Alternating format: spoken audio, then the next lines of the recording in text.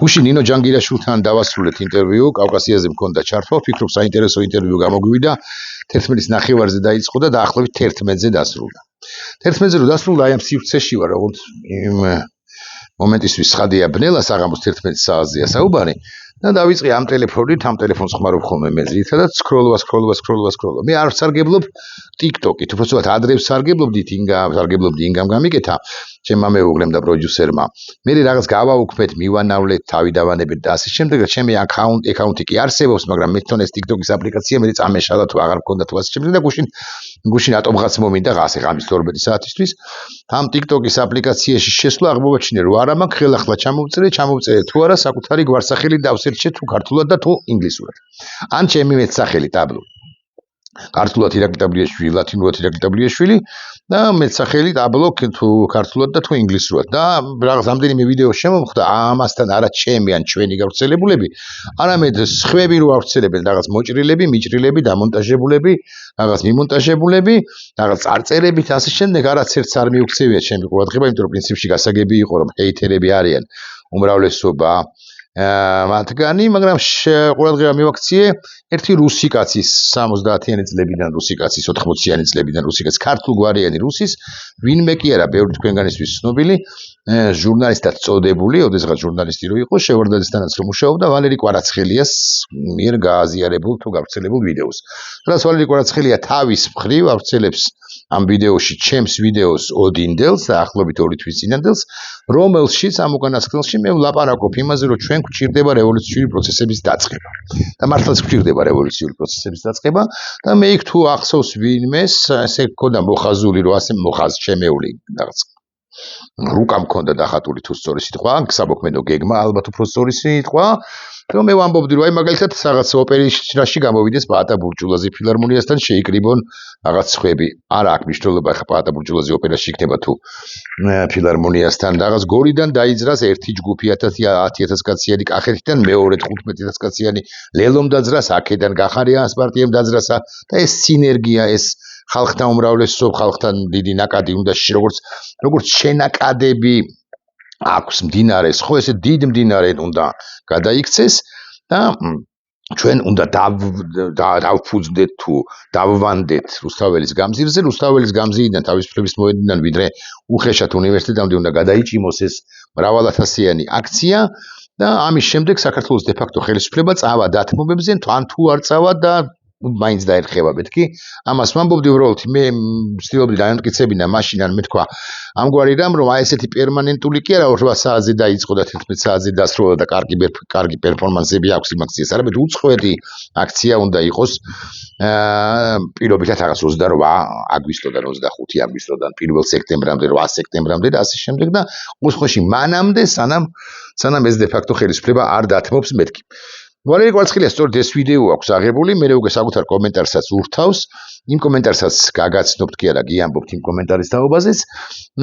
და მაგრამ მანამდე ვიტყვი რომ მე მართლა ასე ვფიქრობ, რომ თუ ჩვენ არ ვიქნებით რაღაც უწყვეტად არ ვიცი პირობითად 2 თვისგან თვენახევრის განმავლობაში რუსთაველზე, ხო უწყვეტად 50,000 კაცი, 60,000 კაცი, 100,000 კაცი, 200,000 კაცი და ასე შემდეგ ამათთან, ამ დე-ფაქტო რუსებთან, დე-ფაქტო ხელისუფლებასთან სახელმწიფო გადატრიალება ვინც მოაწყო, მათთან არც არაფერი არ გამოგვივა. მეთქი ამას ვამბობ დღესაც. და ყველამ თავისი წილი პასუხისგებლობა შეიძლება სწორი სიტყვა არ არის, მაგრამ ყველამ თავისი წილი უნდა შეიტანოს ამ რევოლუციურ პროცესში და ჩვენ გვჭირდება სწორედაც რომ რევოლუცია უსისხლო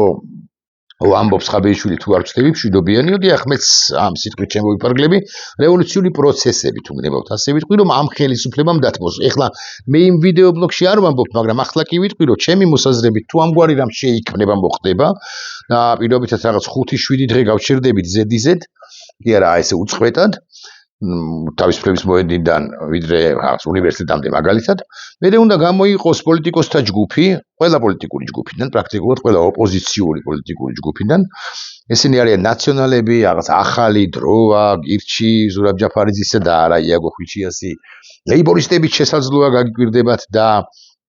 8-იანი, 10-იანი, 10-ეული, 9-იანი, 12 არ ვიცი. ხო, ფედერალისტები, ევროპული საქართველო, ვიცი კიდე რაღაც კახარიას ჯგუფის ვარ, მე სიმპათიურება ეს უკანასკნელი მაგალითად, მაგრამ მაინც ლელო ძლიერი საქართველოს სხვები და სხვები, რომელთა პოლიტიკოსების ლიდერებიც დასხდებიან დე-ფაქტო ხელისუფლების წარმომადგენლებთან, კობახიძესთან და ამ ბანდასთან და საუკეთესო შემთხვევაში ბიზი და ივანიშვილთან, როგორც ისე ნეიტრალურ მოედანზე და არა ბიზი და ივანიშვილის სახლში თუ თბილისსა და თუ აბასთუმანში და იქ დაუსვამენ ულტიმატუმებს თუ სწორი სიტყვა მოთხოვნებს აუყენებენ აი ამას და ამას უკლებლივ ყველაფერს დათმობ თუ არა და 300,000 კაცია ახლა ქუჩაში და 600,000 იქნება ხო და აი ბიზინა ივანიშვილი წესით დამფრთხალი დაფრთხება და წამოვა გარკვეულ კომპრომისებზე ეს სხვაშორის ეს მოთხოვნები ჩემი აზრით ყოველ შემთხვევაში უნდა იყოს კიდევ უფრო მეტი ვიდრე ეხლა გვაქვს მაგალითად ეხლა ვიცით რომ პოლიტპატიმრებისგან თავისუფლებას სინდის პატიმრებისგან თავისუფლებას ვითხოვთ ასევე ვითხოვთ ამ ჯოჯოხეთური კანონების შეცვლას ასევე ვითხოვთ არჩევნების ჩანიშვნას სამივე ბრწყინვალე ტოპ მოთხოვნა მაგრამ შეიძლება დაემატოს სხვა მოთხოვნები მაგალითად ირაკლი კობახიძე სასწრაფოდ აი ხვალვე 24 საათში ეშმაკთან ხო ან რუსულ გემზე გააგდე და ასე შემდეგ ბიზინა ივანიშვილი ჩემი მოსაზრებით 800,000 თუ 300,000 კაცს 800 არ ვიცი მაგრამ 300,000 კაცს ნახავს ქუჩაში ოღონდ პერმანენტულად კი არა სულ უწყვეტად ხო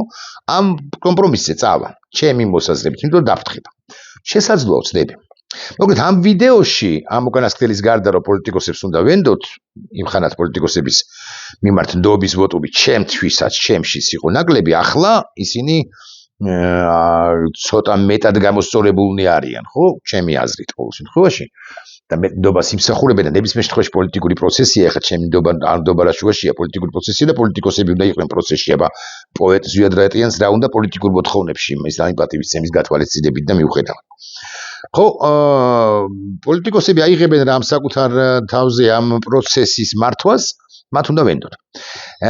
აი ამ ხსენებულ ვიდეოში მე რაც ვალერი კვარაცხელიამ გააზიარა მე ამ თემაზე არ ვლაპარაკობ დანარჩენი ყველაფერზე ვლაპარაკობ ან ვლაპარაკობ სამეგრელოდან დაიძრას 20,000 კაცი რაღაც 15 კახეთიდან და ასე შემდეგ არ არის ვალერი კვარაცხელია ერთადერთი ვინც ეს გააშარჟა და დაიწყეს ეს ააგორეს და გააგრძელეს ეს კამპანია იმის თაობაზე რომ გარეკა ამ დაბლიაშვილმა მე გეტყვით რომ დაბლიაშვილმა გარეკა ოღონდ სხვა მიმართულებით გარეკა დიდი ხანია უბრალოდ გარეკილი აქვს ანუ მე მაგ გარეკილი მეთქი ასე დაგიდასტურებთ მაგრამ როგორ და მაგ გარეკილი და რატომ მაგ გარეკილი და რითი მაგ გარეკილი ამაზე თუ ამას გარეკვა ჰქვია მაინც და მაინც ამაზე ვილაპარაკებ ცოტა ხანში კვარაცხელიამ თქვა რომ პროკურატურა უნდა დაინტერესდესო დაბლიაშვილი თუ ეს რუს დაბლიაშვილი თუ ეს რუსი ქართულგვარიანი რუსი კვარაცხელია ამბობს ამას და თუ დაინტერესდებაო იქვე ურთავს ამას მე შევალო შუამდგომლობით თუ რაღაც თავდებში ჩაუდგებია თუ რაღაც გავს სიტყვას ხმარობს და უღარ დამაძებლინებთ ხო არა აქ ხა პრინციპული მნიშვნელობა და მე მოვითხოვო რომ არა ეს გარეთ იყოს გარეთო ეს ამ ეგზემპლარმაო თუ არ ვწდები ამ სიტყვას ხმარობს უნდა იაროს აბა რა უნდა ქნასო ქუჩაში იაროს მადლობთ კვარაცხელია ვალერი ხო ეხლა ეს არ არის კვარაცხელი არ არის პირველი ვინც ამგვარ რამეს ამბობს ჩემი ეგრეთ წოდებული გარეკვის დაობაზე ეს იმ პროპაგანდისტები რო არიან პოსტ ტივიზე რო სხედან აქა-იქ შემოხვდა მათი ვიდეოებიც უბრალოდ რამდენიმეჯერ გამიზიარეს ჩემმა მეგობრებმა ნახირეებს ლაპარაკობენ და როცა გადავრთე კი არა როცა ეს ლინკი ვნახე ყველგან პრაქტიკულად 5 თუ 6 ლინკი მაქვს ყველა შემთხვევაში სამივე მათგანი ან ერთ-ერთი მათგანი ამბობს რომ დაბლიაშვილი არის დასაწყისი იქ დასაწყისი ვარ იმიტომ რომ მე დაავადებული ვარ ამ ქვეყნით და დაავადებული ვარ მაშინ და იმ პერიოდიდან როდესაც ამ ქვეყანისათვის პირველ აქციაზე გავედი 88-ში აი იმ ხანად როცა კვარაცხელია დაბადებული იყო და შალვარაბიშვილიც და სხვაებიც მაგრამ ზოგი დაბადებული არც იყო იმ ხანად და მე 88-ში რო გავედი დავიწყე რაღაც ჩემი აგურის ტვისოდენა წვლილის აგურის ტვის მოლეკულისოდენა წვლილის შეტანა იმაში რომ რუსებს არ ესროლათ პოლიგონზე დავით გარეჯას მონასტერთან ისროდნენ რუსები არა აქ ეხა ჩემზე კი არ არის ლაპარაკი კარგი კაცი იმიტომ კი არა ვარ რომ აქციაზე გავედი კარგი კაცი ვარ თუ არა სხვამ განსაზღვროს მაგრამ იმას კი გეტყვით რომ აი რაღაც ეს ტაბლეტიზირებული წამლები და ასე შემდეგ მე არ მჭირდება მე მართლა ვსვამ წამლებს განა არა ოღონდ ეს არის დიაბეტის საწინააღმდეგო წამლები ეს არის შემიძლია თქვა სიოფორი და ქვია მეორეს ფორქსიგა ეს ორი დიაბეტის საწინააღმდეგო ასევე ქოლესტერინის მარეგულირებელი კრესტორი 10-იანი თუ არ ვწდები გამიცის ეს ყველაფერი ხო კარდიომაგნიტსა და ნებილებს ვსვავდი ეს 5 ტაბლეტია რასაც მე ვიღებ ყოველდღიურად ბოლო 2 თვეში არც ვიღებ კარგახანი არც მიმიღია კარგახანი მაგრამ რაღაც ფსიქოტროპული თუ ფსიქიატრიული თუ რაღაცა წამლები ხო მე არ მივიღი არასოდეს, მაგრამ მნიშვნელობა არ აქვს, რომც მიმეღო, აი რა პრობლემაა საბოლოო ჯამში. მე შემიძლია ვთქვა, რომ ხო, აი ფსიქიკურად რა მე. ვინ ვისი რატო ტეხავს ეს, ვის გონია რომ ამის გამო ადამიანების გარიყვა, მარგინალიზება, სტიგმატიზირება შეიძლება, ვინ ვისი საქმეა. კვლავ ვიმეორებ, მე არ ვიღებ, მაგრამ აი უამრავი ადამიანი იღებს და სჭირდებათ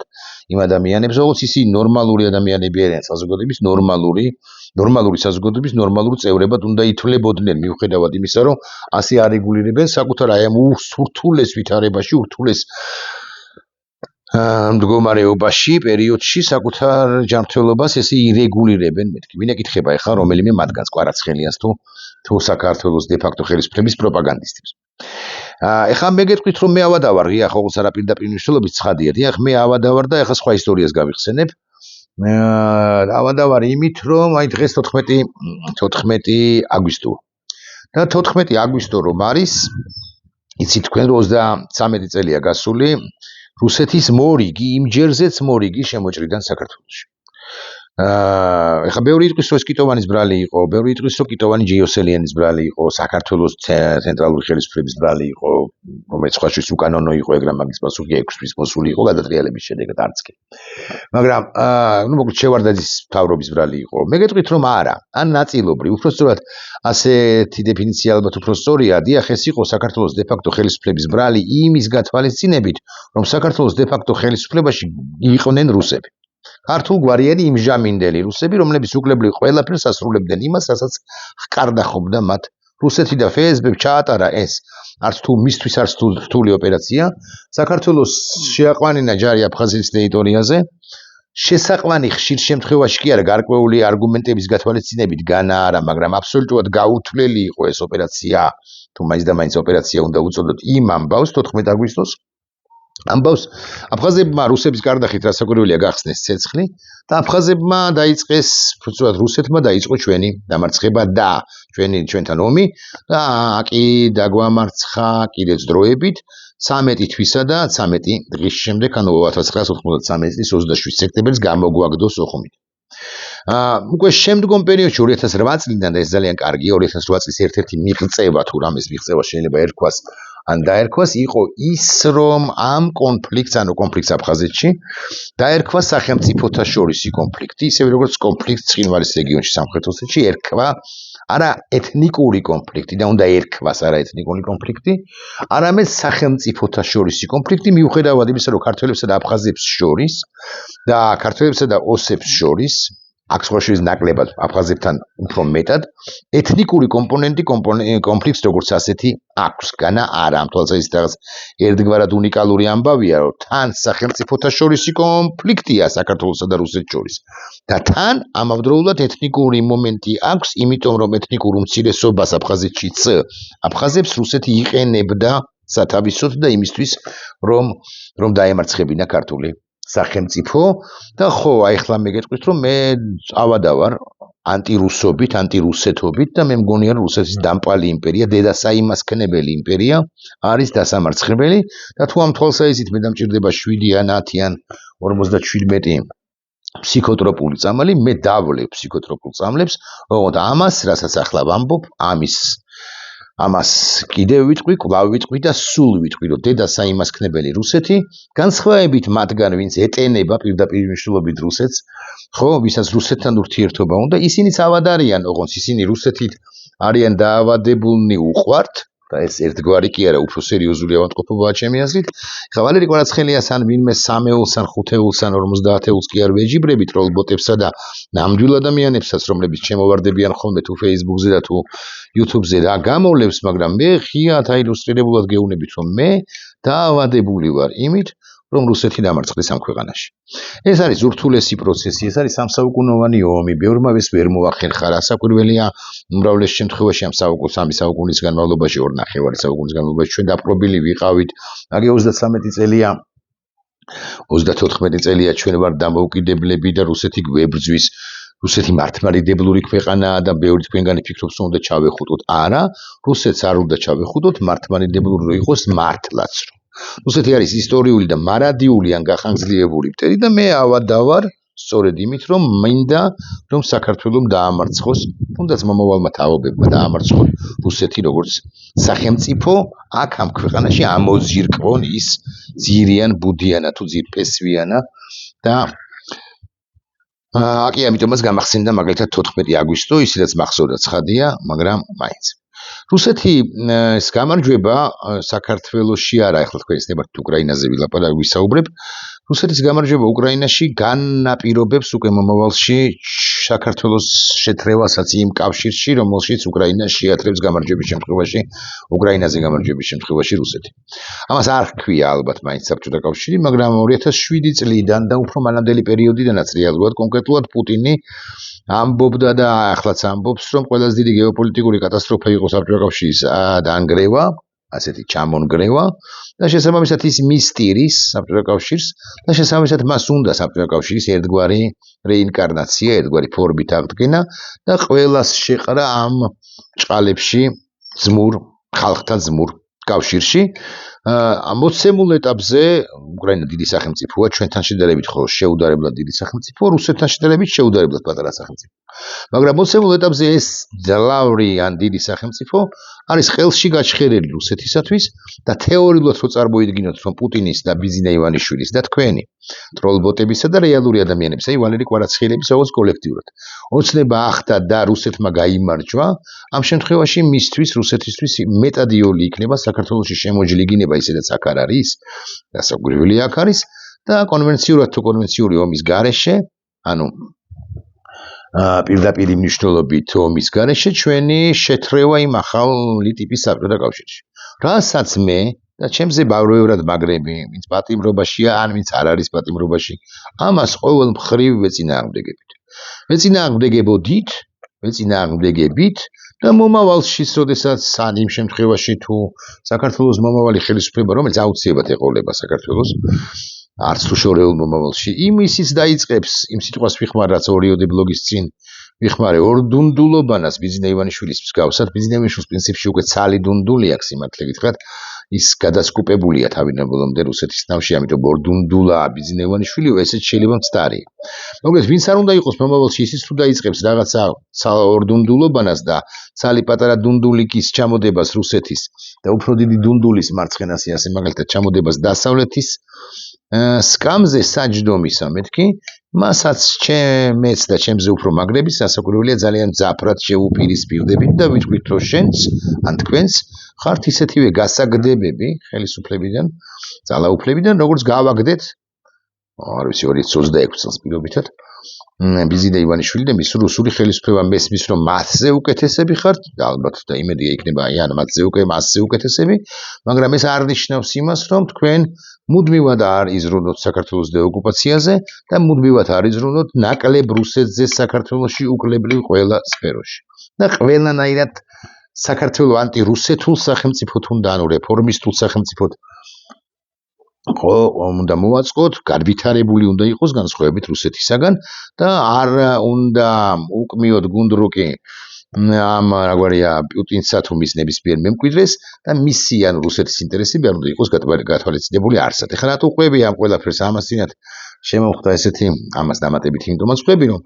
შემოხვდა ესეთი ინფორმაცია იმის თაობაზე, რომ აიღეს ბოლო 2 წელიწად დახევრის 2 წლის განმავლობაში ამდენი რუსული კომპანია დარეგისტრირდა საქართველოში, არც ერთი არ უნდა იყოს, მეთქი ასე ვიტყვი, ან დიდი ფილტრი უნდა გაიაროს, ვინც იქნება და იმათი რაღაც სახელმწიფო შესყიდვებში, ხას უსვამს სახელმწიფო შესყიდვებში ამ რუსულმა დარეგისტრირებულმა კომპანიებმა ამდენმა არ ვიცი რაღაც ათეულობით მილიონი დოლარი მსხირებულარი დაღაფეს ან მიიღეს სახელმწიფო შესყიდვა, არ ვიცი ვიღაცა ჭიქას ყიდდა, პირობითად ლაპარაკობ, ვიღაცა რაღაც ტექნოლოგიას, ვიღაცა ფანქარს და ვიღაცა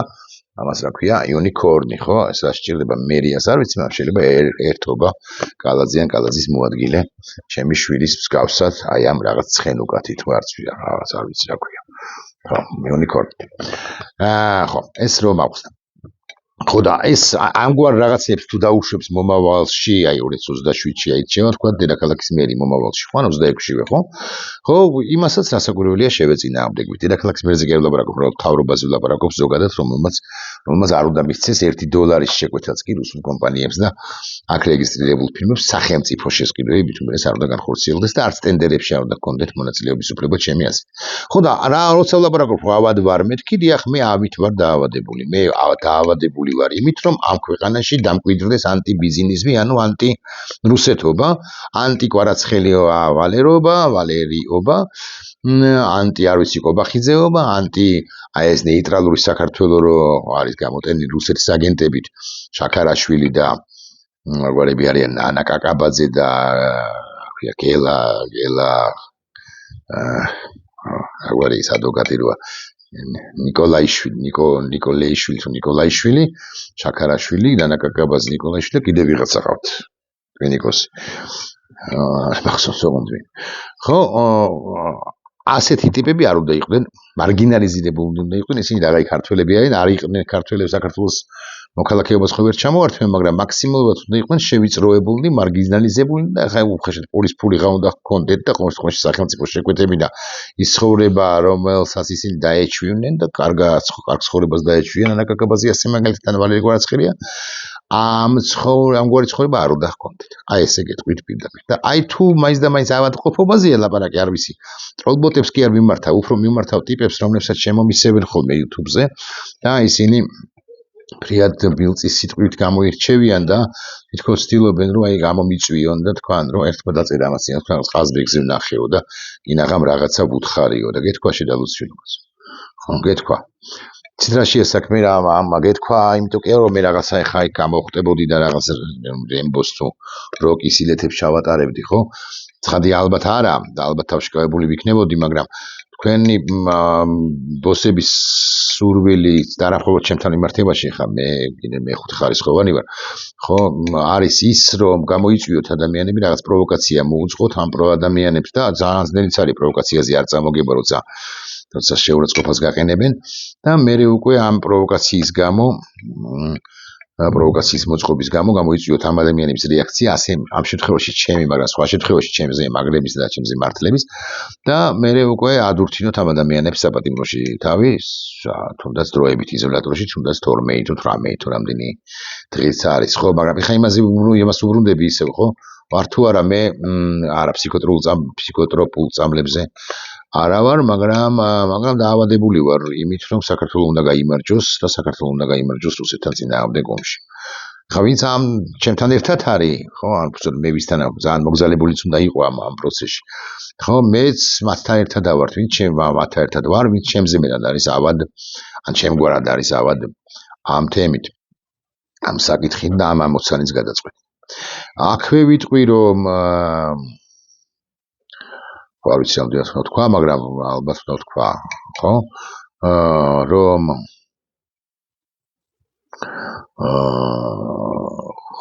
ხო, მაგრამ მე ჩემს ხელთ არსებული ინფორმაციით ეს ნარატივი, არ ვიცი რამდენად სარქმელია, მაგრამ მაინც ეს ნარატივი, რომ ტაბლიაშვილი ცოტა შეშლილია, ხო, ეს ნარატივი არ არის ესე ჩვეულებრივად დამკვიდრებული, ვიღაცას მოუვიდა თავში და ეს თქვა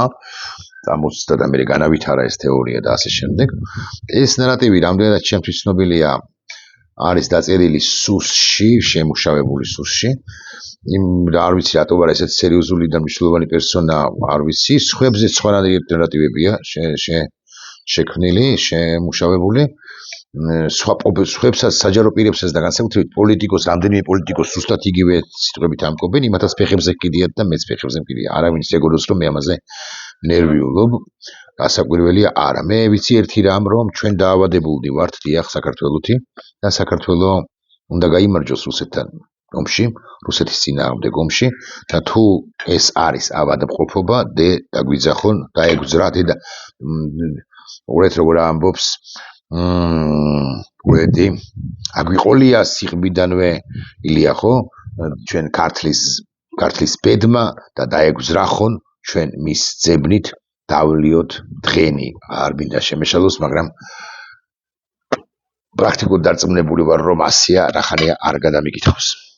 და დაეგზრა ხონ ჩვენ მის ძებნით მე ვინმეს არ ეგონოს რომ რომელი ვისი პარტიის ფერია ეს მგონი არავისი ლელოსფერს არ აკავს არ არის ლელოსფერი აშკარად გახარიასი არ არის ამ ფერი იმისია ფედერალისტების არ არის